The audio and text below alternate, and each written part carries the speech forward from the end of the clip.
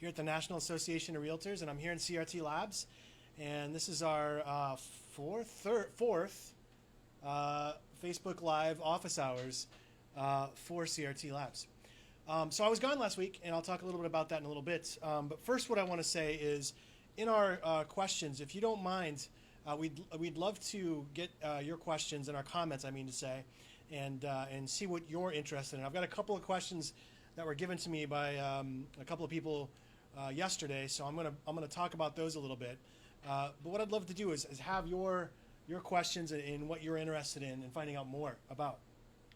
I do want to tell you about Annual. We are having a booth at Annual, a 10 by 20 booth. It's booth number 208.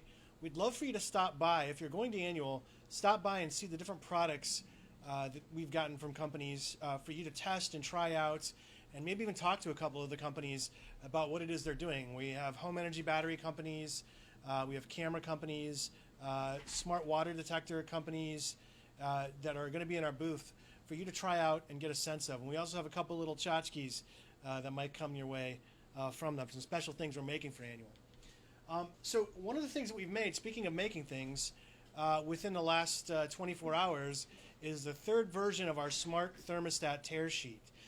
This is up on our crtlabs.org.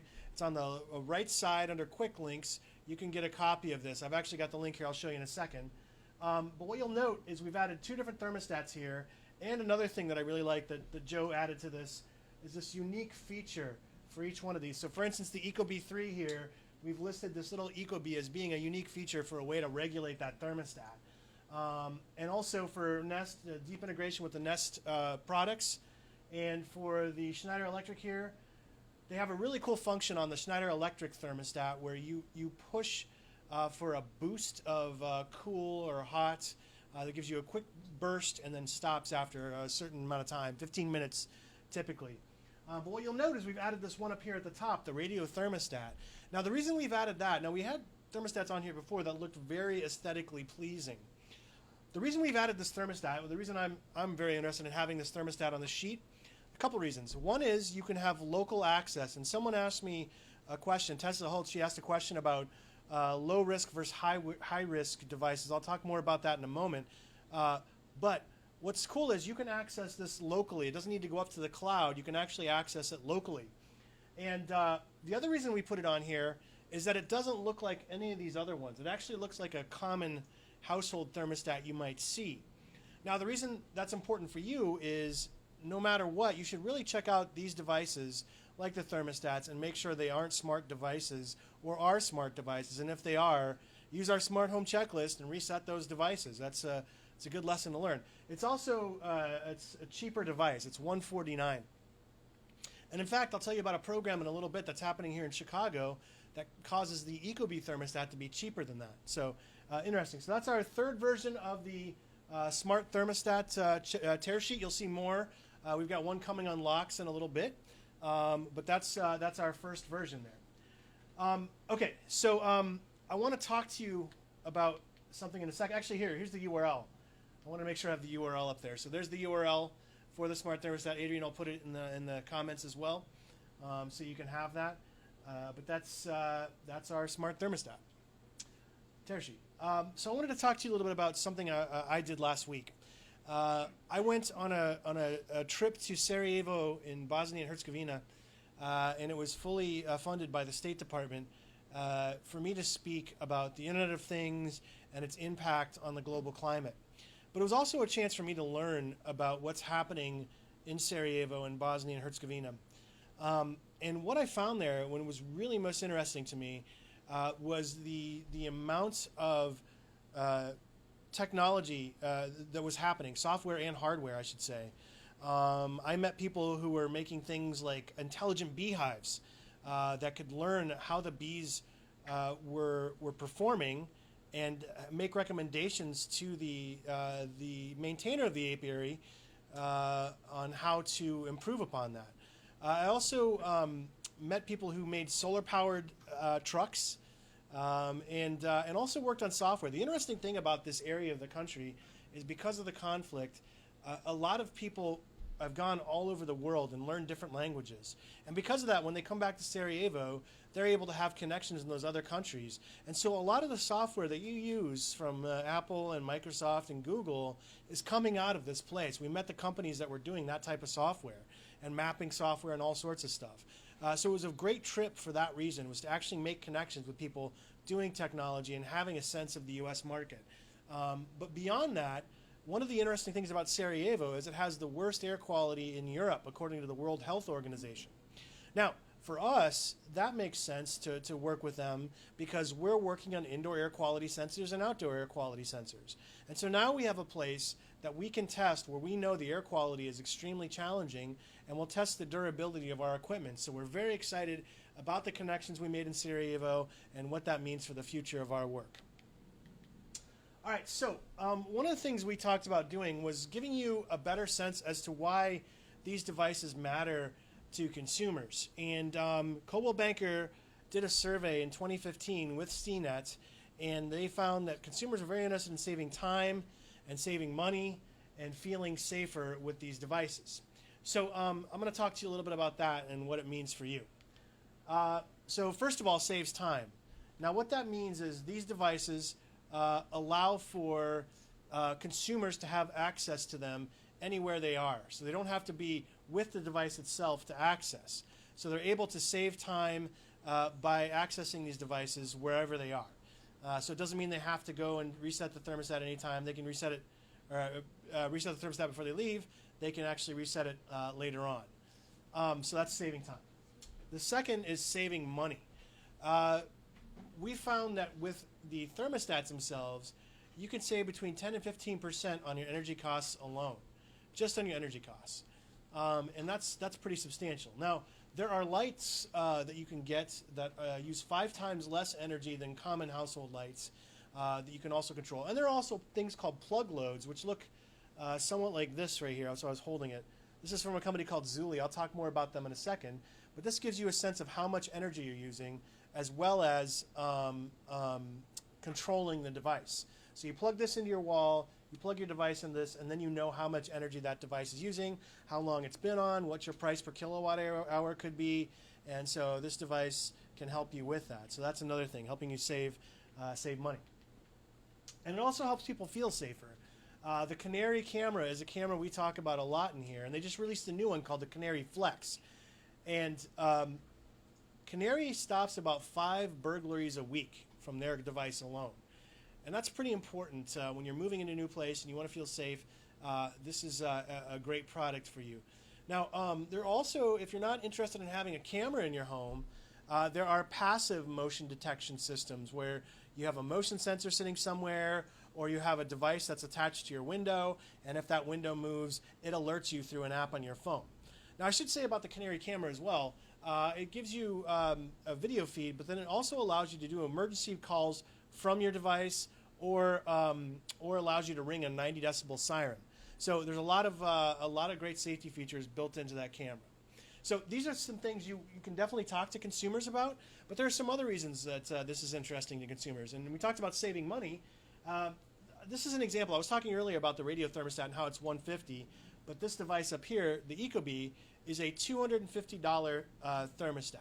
Now, in Chicago, ComEd, our local utility, and People's Gas, our gas company, will offer you discounts and rebates on this device. You can get, so it's a $250 device. Through ComEd, I can get a $100 rebate if I enroll in their program, and a $50 rebate through People's Gas. That brings the cost of this device down to $100, which means that then I'm not spending, I'm actually able to not only pay less for this device, but realize the energy savings and all that. So what I would encourage you to do is to go to Ecobee's website or Nest's website and get information on if they offer these in your area of the country. So that's that device. Insurance companies are also offering discounts on these devices, and here we have State Farm. This is Canary. This is the Canary camera I mentioned earlier, by the way. State Farm has a program where they have like a burglar alarm program, it's called, you can enroll in with this camera, and you may receive discounts on your premium. So you can check their website about that, or go to canary.is or canary.is. And then we also have Liberty Mutual. They will give you a Nest Protect, which is a $100 smoke detector and CO detector, and up to 5% off of your premiums. So this device does carbon monoxide, as I said, and also smoke. And it acts as a night light at night, too. So it can illuminate your path as you walk on by.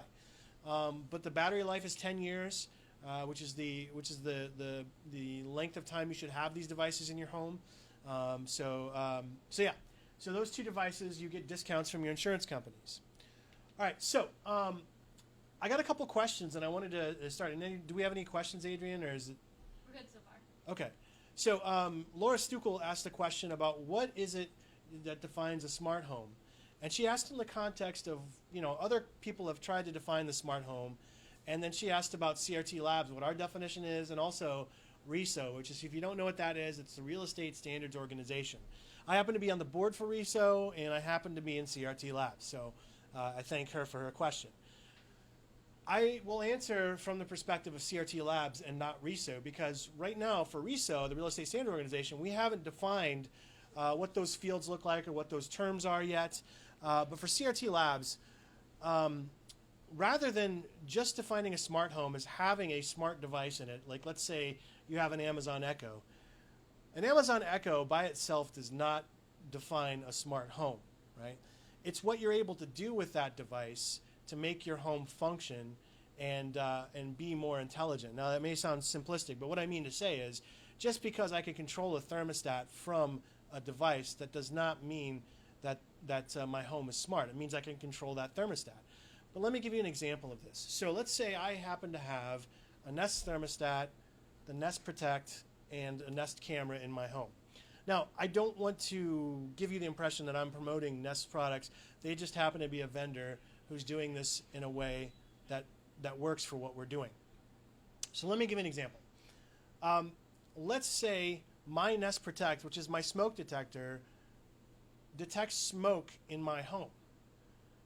What my Nest could do is alert me, but then also send me a feed from my Nest camera of the kitchen and let me know that there may be fire in there. I can look at that, and if I see there's no fire, the thermostat will kick on the fans and clear the air. So let's say it was me burning bacon, and my wife received an alert, and that alert said that there was smoke detected, and